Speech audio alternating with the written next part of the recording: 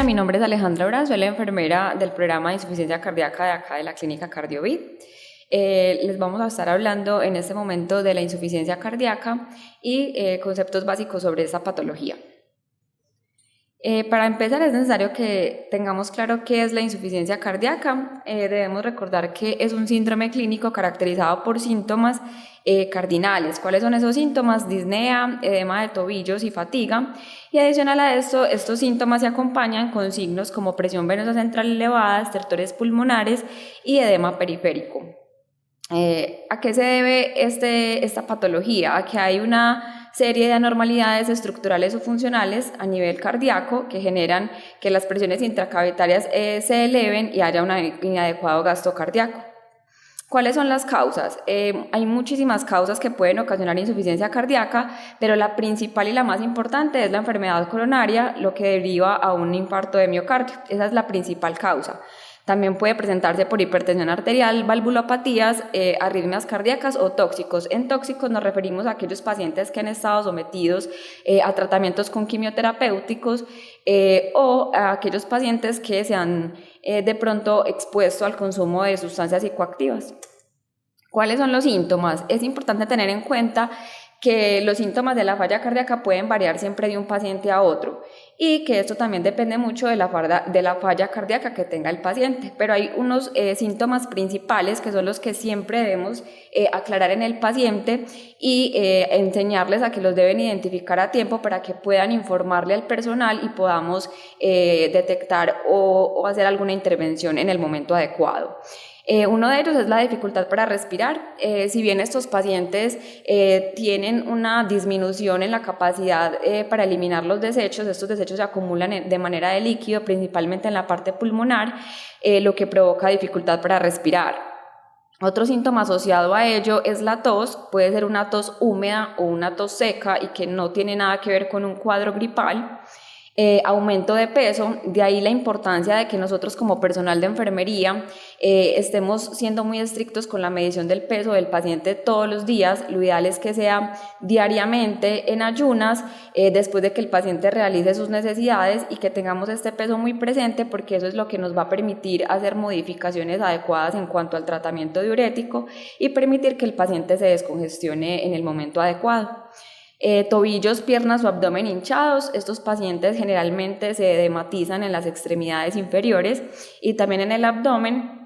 Es importante entonces que cuando hagamos nuestra ronda estemos al tanto de cómo están nuestros pacientes que tienen este diagnóstico y cuyo diagnóstico llevó a que ellos se hospitalizaran. Entonces es hacer una revisión física rápida del paciente, detectar si tiene edemas y si lo conocemos previamente poder observar si este edema ha disminuido con respecto a cómo ingresó el paciente. Otros síntomas adicionales son cansancio, agotamiento y mareo, palpitaciones. Son pacientes que frecuentemente tienen cuadros de palpitaciones, pero que no es normal cuando estas palpitaciones se presentan con dolor torácico asociado a dificultad respiratoria. Entonces es importante aclararles a ellos esto. Y otro síntoma es la pérdida del apetito, debido a que el hígado también se inflama o se congestiona, comprime el estómago y hace que al ingerir o consumir algún tipo de alimentos la sensación de saciedad sea mucho más rápida, por lo que el comer les genera cierta sensación de náuseas o inapetencia como tal. Entonces hay que estar muy pendiente de estos síntomas que son los principales y los que en su mayoría manifiestan nuestros pacientes con diagnóstico de falla cardíaca. ¿Cuál es el tratamiento farmacológico? Eso es importante tenerlo en cuenta porque somos nosotros quienes nos encargamos de hacer la programación de todo el tratamiento durante la hospitalización. Entonces siempre debemos verificar que nuestros pacientes con insuficiencia cardíaca tengan conciliado todos los medicamentos y que tengan buena adherencia al mismo. También debemos aprovechar esos espacios para fomentar la educación en el paciente y recordarles la importancia de que tomen su tratamiento tal y como se lo indica el médico. Es un tratamiento que probablemente es por tiempo indefinido, casi que todos los pacientes tienen que tener este tratamiento de por vida, porque es el que les va a ayudar a proteger la parte cardíaca y va a impedir que se estén hospitalizando constantemente y que su corazón se mantenga compensado dentro de los parámetros que consideramos de normalidad. ¿En qué consiste el tratamiento farmacológico? El tratamiento farmacológico está compuesto por 4 grupos de medicamentos que son fundamentales, que son los que todo paciente con insuficiencia cardíaca debe de tener. ¿Cuáles son esos medicamentos? IECA o ARA y ARNI. Tiene que ser alguno de los 3 grupos. No podemos tener pacientes con 3 de los medicamentos juntos. Tiene que ser un medicamento de cada grupo por separado. O sea, si por ejemplo tiene losartán, no puede tener enalapril y sacubitril o valsartán, no, o tiene el losartán, o tiene en el enalapril, o tiene el sacubitril o valsartán, pero nunca puede tener los 3 juntos o 2 juntos, debe de tener uno de los 2. Otro grupo es los betabloqueadores. Los betabloqueadores que más utilizamos son el metoprolol succinato o el bisoprolol. En ocasiones van a haber pacientes que tenemos con carvedilol y nebivolol, pero los de primera elección son el metoprolol succinato y el bisoprolol, que son medicamentos de acción prolongada y que nos van a permitir que el paciente esté cubierto por mucho más tiempo con el efecto de este medicamento. Están los antagonistas de los receptores de los mineralocorticoides, en este caso tenemos la espironolactona o la plerrenona, y están los SGLT2, que son la dapaglifosina o la empagliflozina. Importante con los SGLT2, que son medicamentos que se ha descubierto que tienen un factor protector para la parte cardíaca y que adicional a esto nos ayudan con efecto diurético para que estos pacientes eliminen aquellos líquidos que no son capaces de eliminar por sí solos. Entonces hay que aclarar que en estos pacientes no son medicamentos que se están administrando porque el paciente sea diabético, sino porque tiene una insuficiencia cardíaca y este tratamiento ha ayudado mucho con el tratamiento de esta enfermedad. Otro medicamento adicional, pero que es importante resaltar que no tiene un efecto directo sobre el funcionamiento cardíaco, es el diurético. El diurético única y exclusivamente nos va a ayudar a descongestionar estos pacientes que están con síntomas congestivos. Siempre en falla cardíaca buscamos llegar a unas metas con todo el tratamiento médico. Entonces ustedes van a ver que podemos empezar a dosis muy bajas, pero que probablemente si el paciente lo tolera de acuerdo a los signos vitales, a la frecuencia cardíaca y a la presión arterial, que son los fundamentales que tenemos que vigilar en estos pacientes, vamos a ir aumentando las dosis, porque cuando hablamos del corazón, entre más dosis de medicamento tenga el paciente, este corazón va a estar mucho más protegido, va a estar trabajando a un ritmo más controlado, lo que le va a permitir que se recupere con mayor facilidad y que por estar haciendo un trabajo excesivo no se vaya dañando a largo plazo. Es importante resaltar el papel que tenemos nosotros como enfermero en la titulación de medicamentos. Este es un estudio que me pareció muy significativo. Es un grupo de enfermeras que se encargaban de hacer su trabajo en el programa de insuficiencia cardíaca y ayudaban a sus cardiólogos a ayudar en la titulación de estos medicamentos, y se alcanzaron dosis de titulación de betabloqueadores y de IECA superiores al número total de los que se presentaban por parte del cardiólogo. Obviamente eso también tiene mucho que ver con la disponibilidad en la consulta. Nuestra consulta es un poco más disponible que una cita con cardiología, pero esto quiere decir que nosotros tenemos la misma capacidad, y si estamos completamente capacitados para hacerlo, podemos llevar a que nuestros pacientes logren unas metas de tratamiento, y esto se traduce a que tengamos un número menor de hospitalizaciones, que los pacientes tengan menos descompensaciones y que podamos lograr los objetivos propuestos de una manera mucho más rápida. Otro tratamiento, pues, y no menos importante, como les decía anteriormente, es el tratamiento con la furosemida. Lo ideal es que siempre se le proporcione a pacientes que tengan síntomas más congestivos. Es un tratamiento que por lo general con el tiempo podemos ir suspendiéndolo de acuerdo a cómo el paciente haya progresado, y es un medicamento con el que nosotros podemos hacer modificaciones de acuerdo a cómo nosotros evaluemos al paciente. Entonces, ¿cómo podemos optimizar nosotros la medicación? Entonces, si son pacientes que nos dicen que se sienten asfixiados, si nosotros físicamente vemos que son pacientes que están edematizados, podemos informar al cardiólogo o al especialista tratante para que ellos replanteen la dosificación en la dosis de diurético. Es necesario entender que cuando los pacientes se hospitalizan por síntomas congestivos, la dosis de furosemida debe doblar a la que tenía inicialmente en casa para que pueda hacer un efecto deseado y podamos ayudar a descongestionar estos pacientes. Me devuelvo para recordarles que en los casos en los que nos enfrentemos a pacientes con edemas refractarios que no han dado una adecuada respuesta solo con el tratamiento con furosemida, nosotros lo potenciamos con otros diuréticos como la hidroclorotiazida, que esto lo que ayuda es a potenciar el efecto, hacer triple bloqueo tubular para favorecer a la eliminación de líquidos y ayudar a que este paciente se descongestione de una manera más rápida. Todos los pacientes con insuficiencia cardíaca también debemos evaluar periódicamente si hay presencia de anemia o deficiencia de hierro con hemograma, ferritina sérica y porcentaje de saturación de transferrina, porque muchas de los síntomas que esos pacientes manifiestan, que son fatiga, desaliento, somnolencia, disminución para realizar sus actividades diarias, están muy relacionados con la deficiencia de estos factores. Entonces, lo ideal es siempre hacer suplencia con hierro carboximaltosa en pacientes en quienes esté indicado. ¿Cuándo está indicado? Cuando nos estamos enfrentando a una ferritina menor de 100 nanogramos sobre mililitro, una ferritina sérica entre 100 y 299, siempre acompañado de una saturación de transferrina menor al 20%. Si es así, son pacientes que se ven muy beneficiados de recibir hierro carboximaltosa, que es el más indicado y el que ha demostrado que tiene más impacto y más duración en la mejoría de los síntomas en los pacientes con insuficiencia cardíaca. Siempre en estos pacientes hay que estar vigilando signos o síntomas de sobrecarga de volumen. Entonces, por eso es importante, como les decía anteriormente, el aumento de peso. Son pacientes que pueden aumentar de un día a otro de 1 kilo a 1,5 kilos o de 2 a 3 kilos en una semana. Entonces es importante que nosotros como enfermeros estemos al tanto de que sí está empezando a nuestros pacientes y fomentar en los auxiliares de enfermería que lo hagan de manera minuciosa para poder nosotros hacer los respectivos ajustes.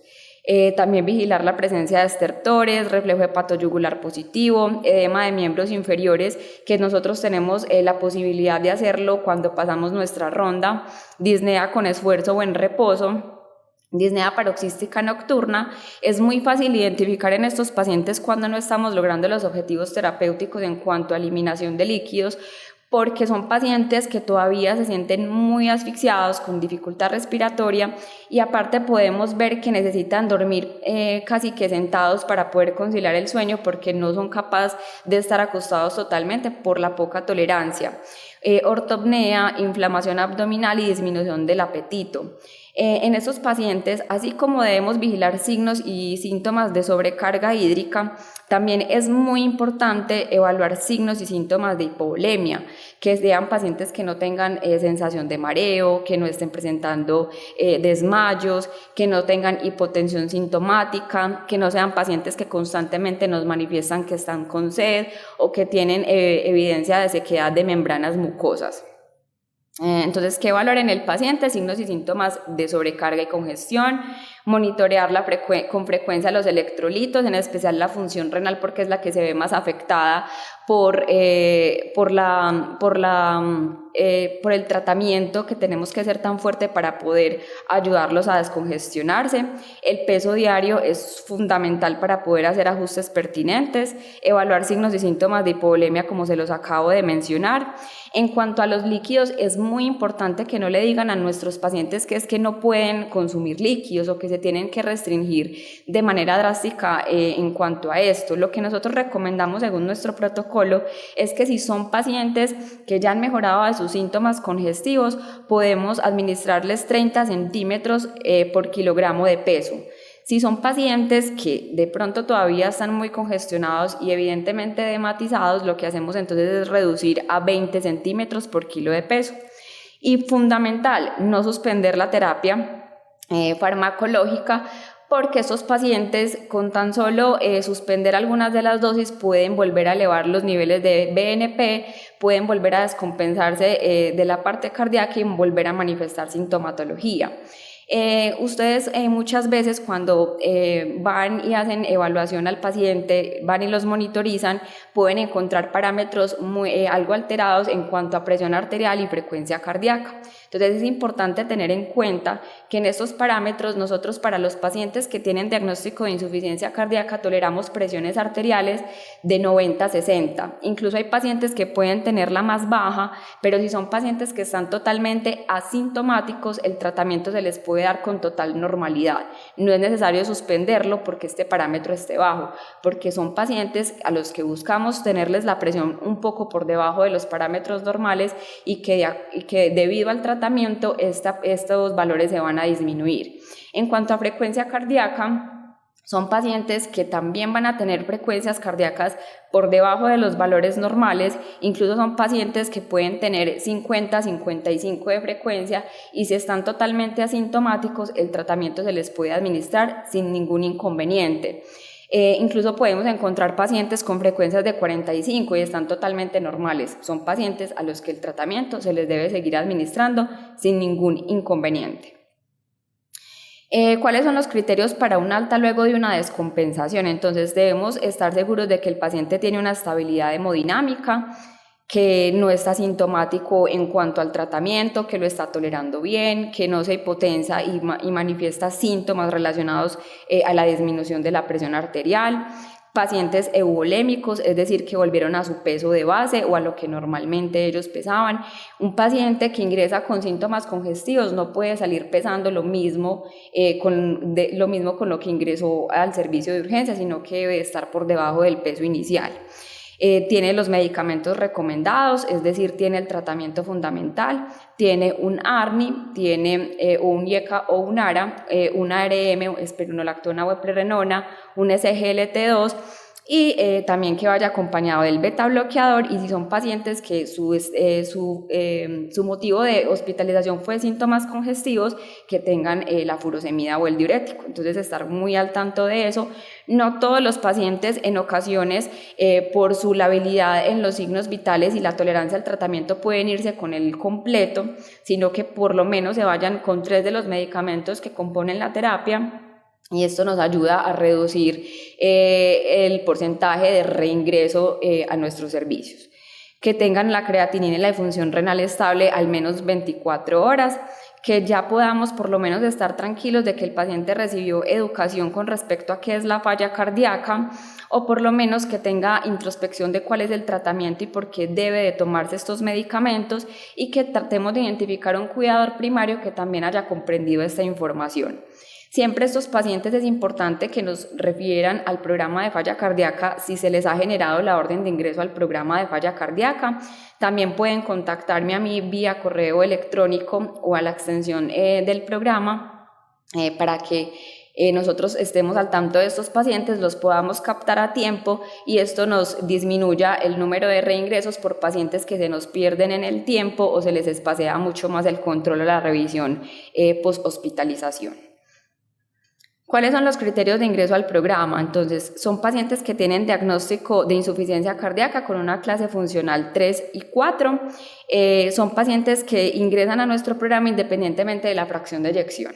Si el paciente ha tenido al menos una hospitalización durante el último año, tiene criterios de progresión de la enfermedad, que es anemia, elevación de péptidos, deterioro de la clase funcional NIHA, que inicialmente estaba en una NIHA 1 y 2 y ya está en una NIHA 3 o 4, portadores de terapia de resincronización cardíaca o falla, o pacientes que de entrada fueron diagnosticados con falla cardíaca de nuevo y que anteriormente no tenían conocimiento de que sufrían de alguna patología cardíaca. ¿Por qué es importante dentro de nuestra institución tener clínicas de insuficiencia cardíaca? Porque es una enfermedad que afecta a 1 millón de personas en Colombia, porque genera grandes consecuencias para la calidad de vida y la salud de los pacientes.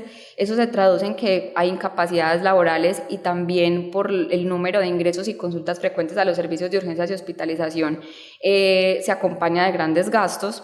Es una de las principales causas de ingresos y con frecuencia presentan hospitalizaciones muy prolongadas porque son pacientes que hay veces por falta de educación o conocimiento en los síntomas y en el tratamiento se dejan coger un poco de ventaja y cuando llegan a nuestros servicios están evidentemente descompensados y es un poco difícil volverlos a retornar a un estado de compensación. Las unidades de insuficiencia cardíaca son programas que de manera estructurada y coordinada pueden reducir la mortalidad y la hospitalización, ayudan a mejorar la calidad de vida de los pacientes, desarrollan mecanismos educativos y de alto contacto con el paciente y si se tratan de manera multidisciplinaria podemos ayudarlo no solo en la parte patológica como tal, sino que nos podemos entrar en otros ámbitos de la vida del paciente. Estas son las características que debería tener un programa de insuficiencia cardíaca y que también nosotros como enfermeros deberíamos de tener en cuenta en los servicios de hospitalización y es que nosotros deberíamos de tener un enfoque multidisciplinario o un enfoque más amplio en la que conozcamos cómo es la prevención y la progresión de la enfermedad, cómo podemos controlar esos síntomas, cómo podemos mantener a los pacientes en el lugar de atención preferido, es decir, decirles que se pueden comunicar con nosotros si necesitan algún tipo de ayuda o si se encuentran descompensados. Nosotros contamos con un celular dentro del programa al que los pacientes tienen acceso y nos pueden contactar si tienen alguna duda o inquietud. Nosotros debemos conocer muy bien cuál es el manejo óptimo en cuanto a fármacos y dispositivos, debemos hacer mucha educación al paciente porque eso es lo que nos ayuda a prevenir ingresos a los servicios de urgencias y hospitalización. Somos los que podemos detectar si el paciente tiene necesidades de apoyo en cuanto a la parte psicosocial y también podemos identificar a quienes hay que inculcarles o fomentarles de pronto un poco más el apoyo familiar. Hay que asegurar que el paciente tenga su seguimiento tras el alta, por eso la importancia de que cuando ustedes detecten en los servicios interconsultas por el programa de falla cardíaca nos los informen para nosotros poderlos programar a tiempo y poderles asegurar pues como un fácil acceso a la atención. El papel de nosotros en cuanto a esta patología es hacer una evaluación social, educación, autocuidado, estar al tanto de si el paciente tiene su esquema de inmunización en orden, hacer seguimiento telefónico. Nosotros también ya con el hospital día podemos hacer el seguimiento post alta en este servicio y hacer ajustes en cuanto a diurético y también hacer controles en exámenes de laboratorio, principalmente electrolitos y función renal. Estos programas y la educación por parte de nosotros y la participación de enfermería ayuda a disminuir tasas de reingresos hospitalarios, disminuye los costos para el sistema de salud. Eso lo podemos hacer a través de un programa de educación estructurado. Si todos estamos muy conscientes y nos encontramos con todas las capacidades para poder hacerlo, podernos acercar a nuestros pacientes y con algo que le digamos todos los días durante el tiempo de hospitalización, eso les va a ayudar a que ellos hagan más conciencia de su patología y puedan interiorizarla y consultar a tiempo o venir a tiempo o ser más juiciosos con su tratamiento médico. En cuanto a educación, este es un estudio de la Asociación Americana de Falla Cardíaca que nos dice que el esfuerzo de enfermería en cuanto a educación es complejo y nosotros debemos tratar de satisfacer las necesidades del individuo y de la familia. No nos debemos de centrar solo en un esquema estructurado de qué es la falla, cuáles son los síntomas, cuál es el tratamiento, de hacerlo tan mecánico, sino de ser un poquito más amplios, de centrarnos como en las particularidades de cada paciente, en su nivel de educación, en su nivel de introspección y adecuarnos de acuerdo a esas necesidades. Y es ahí donde nosotros podemos impactar como enfermeros en estos pacientes. Como conclusiones, nosotros somos el eje fundamental del equipo multidisciplinario en todos los servicios. Tenemos que estar en capacitación y entrenamiento continuo, estarnos actualizando. Somos una institución en la que las principales patologías son de origen cardíaco, entonces estar actualizándonos y estudiando mucho sobre el tema, hacer planes de cuidado individualizados, estar vigilando al paciente, estar fomentando mucho en nuestro personal auxiliar y también nosotros tener la capacidad de saber cómo hacer una evaluación física inicial a estos pacientes, en qué debemos entrar ese día nuestra educación, en qué debemos fijarnos en el tratamiento médico que sí cumpla con todo el esquema, identificar cuáles son las necesidades, los factores de riesgo, por qué el paciente se hospitalizó, si es algo que puede ser prevenible y se puede hacer una intervención durante la estancia de ellos, hacerlo. verificar si el paciente tiene apoyo familiar y si no, tratar de comunicarnos o ser ese canal de ayuda entre el paciente y su familia, detectar complicaciones en cuanto al tratamiento y tener una relación muy empática con el paciente y poderles brindar como ese ambiente de confianza constantemente. Bueno, muchas gracias, espero que les haya quedado muy claro. Este es mi correo electrónico, esta es mi extensión. Si en algún momento tienen alguna duda o requerimiento pueden contactarme y con mucho gusto estaré para ayudarles. Gracias.